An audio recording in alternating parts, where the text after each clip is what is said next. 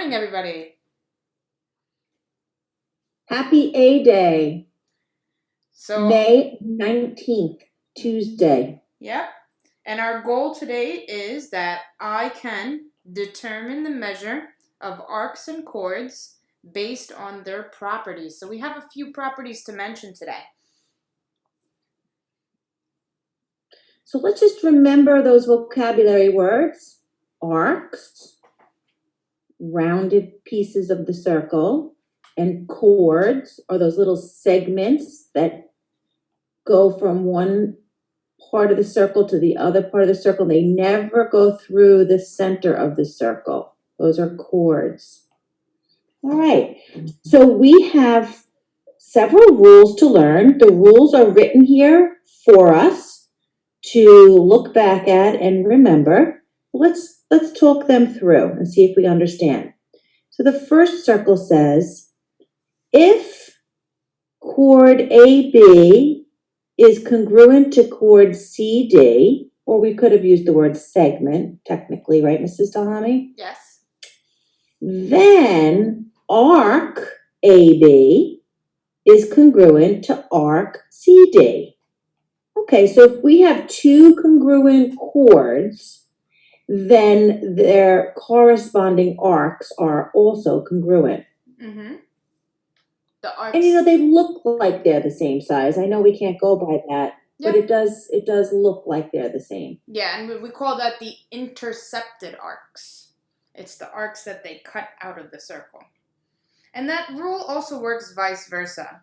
So I could read that rule backwards. That's what this says right here. If the arc AB is congruent to arc CD, then these segments AB and CD are congruent in length. Excellent. That's going to be very helpful when we have to solve later. All right, the next is talking about parallel chords. Look at those parallel chords. AB is parallel to CD. Then arc AC is parallel to arc BD. You mean congruent? Oh, thank you, Mrs. Talhami. What would I do without you? They're congruent to each other. Those two arcs are congruent. And I think that would make sense, Miss Murphy, because parallel lines are always the same distance apart. So if I'm cutting the circle right here at a certain distance apart, then when I'm leaving that circle, cutting it here, it should still be that same distance apart. So that's why these inside arcs are congruent. Okay, so question for you. Yes? Going back to that, would AB, arc AB, be congruent to arc CD? Or is it only the interior arcs? And that's a great question, and that's why I have this second example for you. Here's another example where you could see these, well, it's telling you if the arcs, I think these letters are off. Hold on, I think this arc was supposed to say... Yeah, I think it should say AD. It should say that. And BD. It should say if arc AD is congruent to arc BC, then the lines are parallel. So look at these arcs. Notice how they're here and here. Do the outsides, like you said, the exterior arcs, do they look congruent? They do not look congruent to me. Yeah. So I would gather from this then, looking at the second example, that only the interior arcs are congruent when you have parallel lines. And I think of it like a hamburger. When you have a hamburger like that, the inside part is all the burger. On the outside, you could have a big bun with sesame seeds, and then you could have the smaller piece that's a little bit smaller. Only the inside is the same all the way around. So that's what this is, the inside parts. See that? Does this make you want lunch, Miss Murphy? A little bit. But I always want lunch. Okay. So now we are talking about, look at those lines inside the circle. making a right angle. We have intersecting lines making a right angle. So those are perpendicular. So let's read what it's telling us. What's the rule here? If diameter BE is perpendicular to a chord, then AB, segment AB, is congruent to segment BC. Look at that. So they bisect, that diameter is bisecting that chord, giving it two congruent segments. Remember that word bisector, two congruent parts. So the diameter is a perpendicular bisector to a chord. If it's perpendicular, it's a perpendicular bisector to the chord.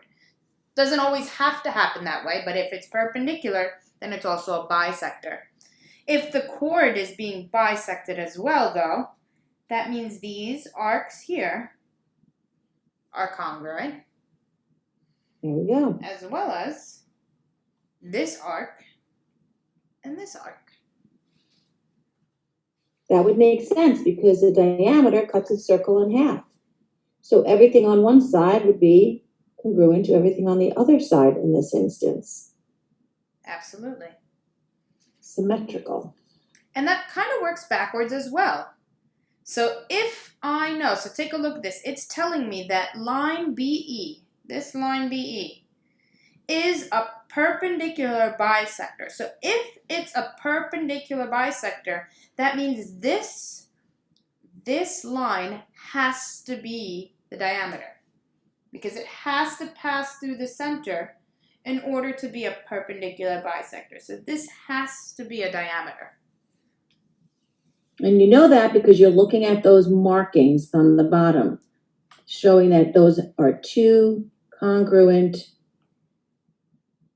segments on that chord. Okay.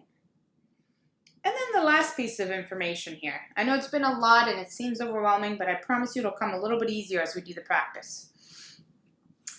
So this last one says, if GE and GF, these segments, are congruent, and they are perpendicular to these chords, well, right away you should say to yourself, hey, then I know this got cut in half because it's perpendicular from the center.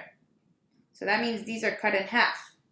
But another thing that you will learn is since they are the same distance, these two chords, AB and CD, are the same distance away from the center, that means this whole length is actually congruent to this whole length as well. If they are the same distance from the center and perpendicular, then they are congruent in length. Notice that Mrs. Talhami is using the word length because she's talking about the chord. She's not talking about the arcs. Is that true, Mrs. Talhami? That is true. But if the chords are congruent, we just learned as well that the arcs are as well. And would you still say that it's the lengths? No, the length of the arc is not something we have learned yet. We only learned about the measure in degrees. Okay. And that kind of works vice versa. So take a look here. If I know that these chords are equal in length, and we have this line drawn from the center, almost like the full radius, but it kind of cuts short.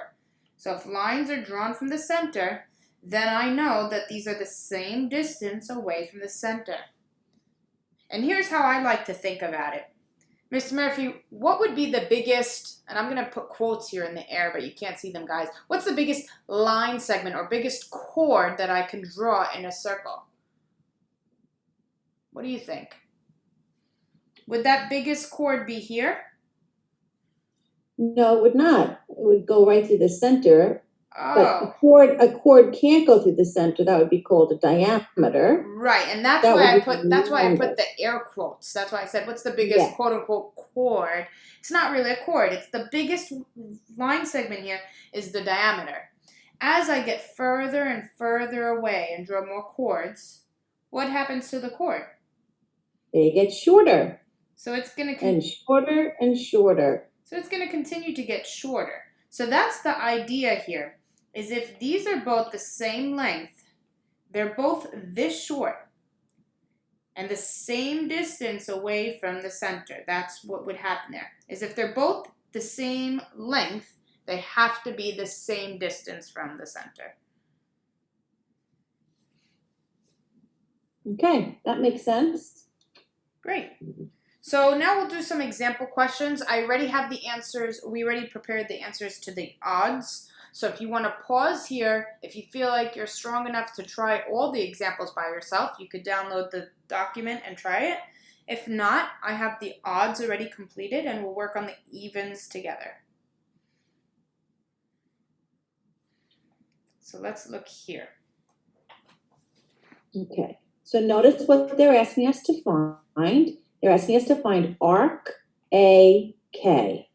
So we have to apply our knowledge of some of those rules when we're finding that arc. So they give us a lot of information here, Mrs. Talhami. I see a lot of degree measures here. Yeah, I have everything but AK. So I think we might be able to add all of these up and subtract from 360. Exactly. So I could take 360 minus the 140, minus the 55, minus the 25, minus the 60, and we are left with 80. So this is 80 degrees. And that's just applying our knowledge that a full circle has 360 degrees. They gave us all the information we needed. Nice one. Yeah. So in number 4, when I look at this, I'm seeing that we have 3 congruent chords. So if we have 3 congruent chords, what should we also have? 3 congruent arcs. Oh, that means this arc that it intercepts, and this arc that this intercepts, and this arc that this intercepts should be equal. So we have 3 congruent intercepted arcs. So we have 3 x's plus the 27 make a full circle of 360. So that's one way you could do it. So if I subtract 27 from both sides, I'm left with 333 divided by 3 is 111. So that means this is 111, and this is 111, and this is 111. Were you thinking about it another way, Mrs. Talhami? Yeah, I told myself, I was doing the same math, but mentally. I told myself the whole thing has to be 360. I'd subtract the 27 and then just divide by 3 to get the remaining pieces. There you go. So we did it the same way. I just did it in equation form. Right. Okay. Nice. So I am seeing 2 congruent chords. Therefore, their intercepted arcs are also congruent. So x must equal 74. Some of these are very straightforward. I like sometimes when they're easy and just you can apply a rule. So here are the answers for 1 through 6 if you tried the odds on your own.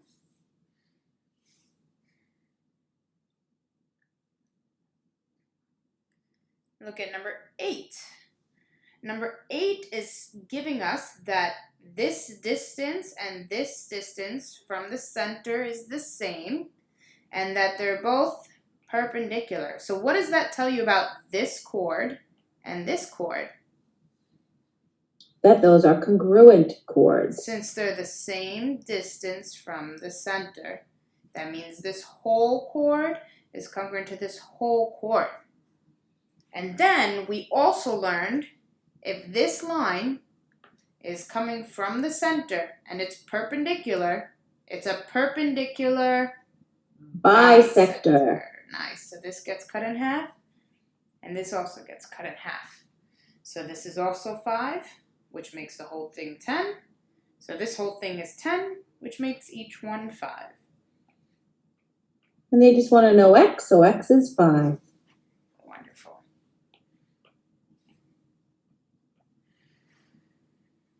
Oops. And then number 10. Oh, Mrs. Talhami, math can be fun. Yes, this is a bit fun. So here it's a I puzzle. have, you know what's cool about this? Is it's always important to take note of any of the diameters or radii. Here I have a radius of 5. It's good to keep that in the back of your mind. We'll need that with some of these other problems. But they're trying to figure out this distance. Now this is perpendicular to this chord and coming from the center. So what does it do to this chord? It bisects it. So if the whole so thing each is... piece is going to be 4. There we go. And then what shape do we have in here? A right triangle. Oh, because if that side's 90, this side's also 90, or that angle. And I could do what here to figure out the third side if I know 2 of them? To find the missing side of a right triangle, use the Pythagorean theorem. And then... remembering that the side across from the right angle is side C. And I sometimes like to write leg squared plus leg squared equals hypotenuse squared. But for now, I'm sticking to the shorter version. So 25 minus 16 will give us a beautiful 9. Square root key looks like a check. It takes away that 2. Square root of 9 is 3. So x is 3 centimeters. And one more example here. See, very important. Do we have any diameters or radii? We have one diameter right here. See, that's important because it's only asking you to find this piece right here. But if we really focus, what shape do we have here again? There we have that right triangle. So now that's... and we have the hypotenuse of that right triangle, which is the radius. Exactly. So the radius is half of 20, which is 10. The radius is also the hypotenuse. So we can use the Pythagorean theorem to find x again.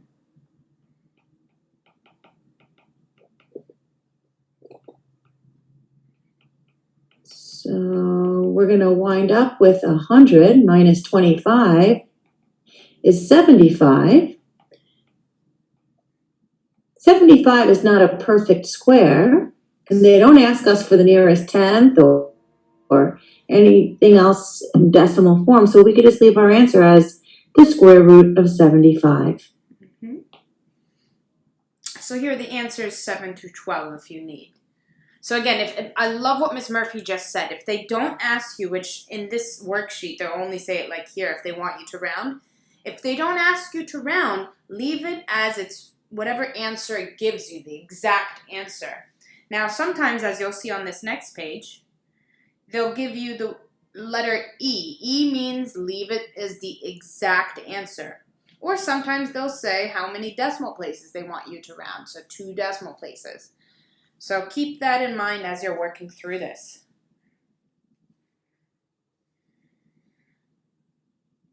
Okay, so it seems to me that we need to find segment AC, which doesn't yet exist, so we'll have to draw that in. And what shape And did we again, do? I'm seeing a right triangle formed there, Mrs. Talhami. Yes, we do. But here's the thing, we don't have the other side. Well, we do have a distance of from AB, and we know that a perpendicular bisector would cut that in half, so half of 5 is 2.5. So we have 2 sides of a right triangle now. We just need to find the hypotenuse. So 2.5 squared plus 2 squared is 10.25. And the square root of 10.25, I do not believe is a perfect square. So it does tell us in parentheses on the bottom, round to 2 decimal places. So on the calculator, it says that it's 3.2015 ... So 2 decimal places. The 1 is not big enough to round up, so we'll leave it as 3.20.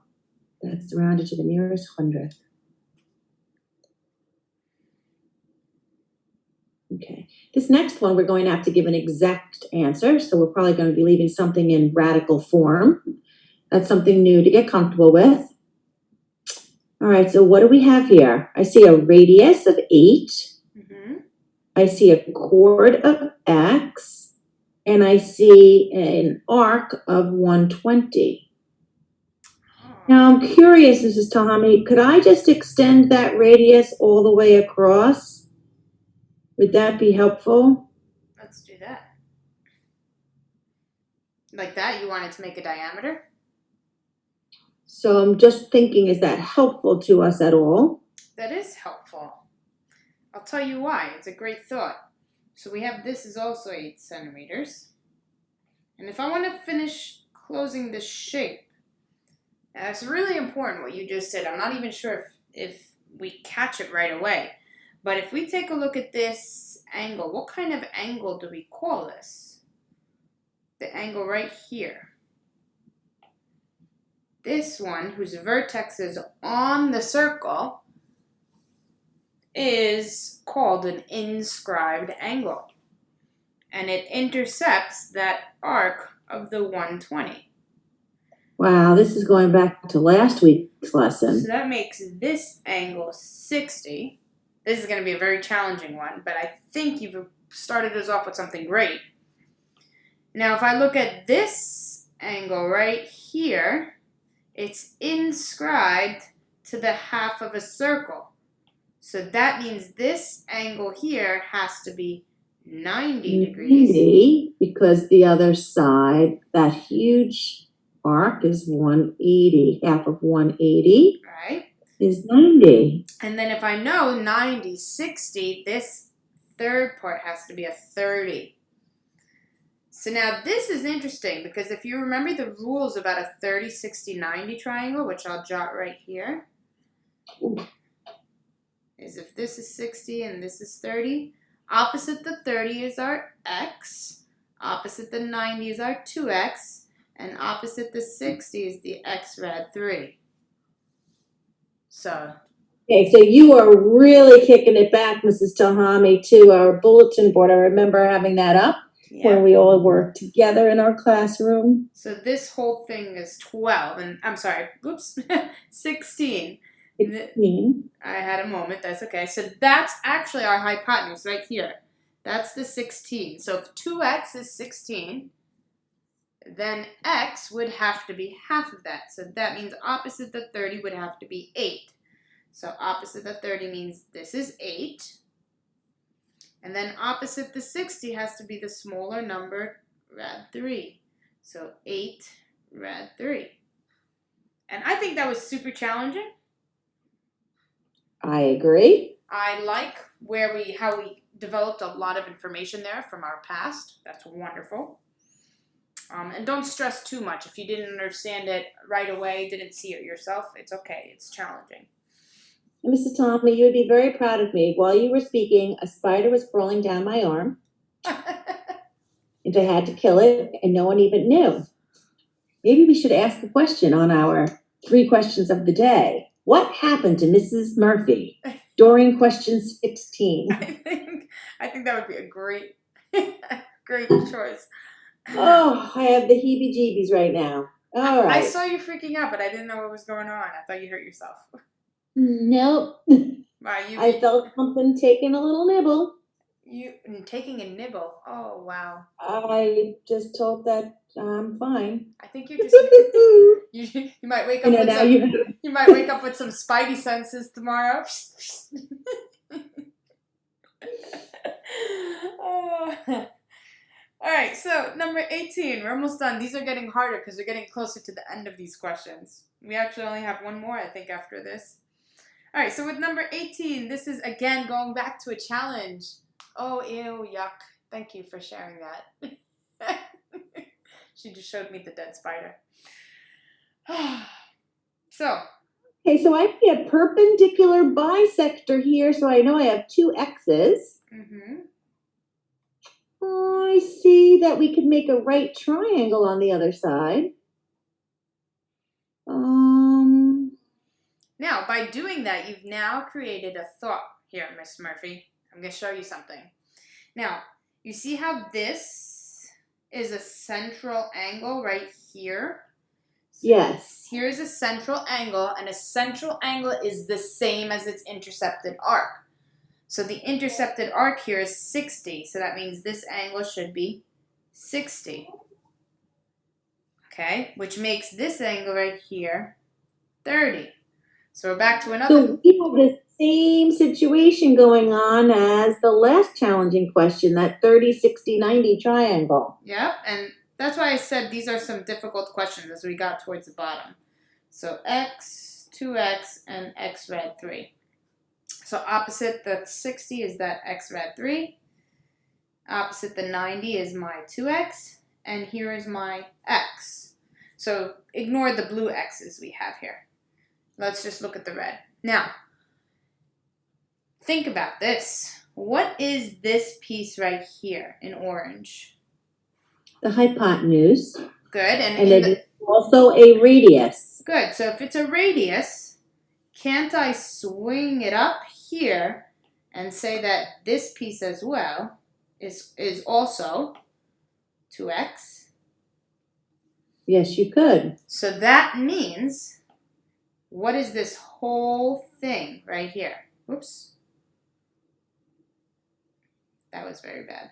18 minus 2x? So the whole entire thing here. Oh, the whole piece. The whole piece. Is 3x because we have a 2x plus an x. Which equals to 18 centimeters.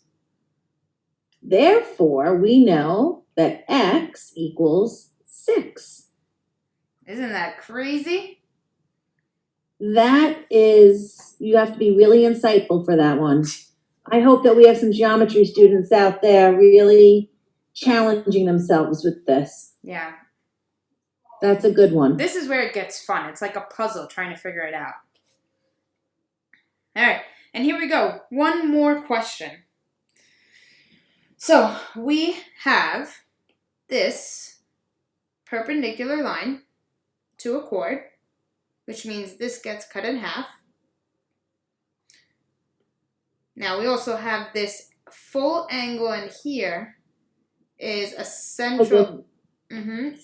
Central angle, so that must mean that each piece is 30 if the full is 60. Exactly. So here's 30 and this is 30. That means in this triangle, since this is 90, we have another 30, 60, 90. So I'm really testing out your 30, 60, 90 rules here. All right. So again, notice that I keep redrawing that picture that we had on the bulletin board. So now, in that triangle, if I know, just going to focus on one of them. If I know this is the hypotenuse, this is the 2x, this is the x rad 3 because it's opposite the 60, and opposite the 30 is that x. So if I know that 2x is 12, what does that mean? That means that 1x is 6. That means this is 6. And we know since this is perpendicular, this is congruent to this. It is congruent to that, so we have 2 6s. Which makes the whole thing. Which would give us a full length of 12. Very cool. Now, just curious, Miss Murphy, just as a follow-up question, if this is 12, and this is 12, and do you know this measure here? Yes, we would. That would also be 12 because it is a radius. So since this is a radius, that's 12, and this is also a radius, that's 12. That's another thing that was very interesting. If you would have figured that out, you would have seen that this is 12, and this is 12, and this is 60 degrees, and you could have known that this is isosceles then, at least. So since at least know it's isosceles. So this whole entire triangle then would have been equiangular, which makes it also equilateral. So that's another way. I really threw out a lot of... 60, 60, 12, 12, 12. Exactly. Yeah. So there are the remaining answers of this worksheet. I'm not sure. Did I show the answers up here as well? Oh, maybe not. So pause the video. Try to do these questions. Hopefully you're able to print out the worksheet. If not, remember, just use your notebook. Great. Have a good day, everybody. Don't forget to do your castle learning and always click on your green puzzle piece for both geometry and concepts each day for your participation grade. Thank you, everyone, for following the rules. Have a great day. Bye. Bye.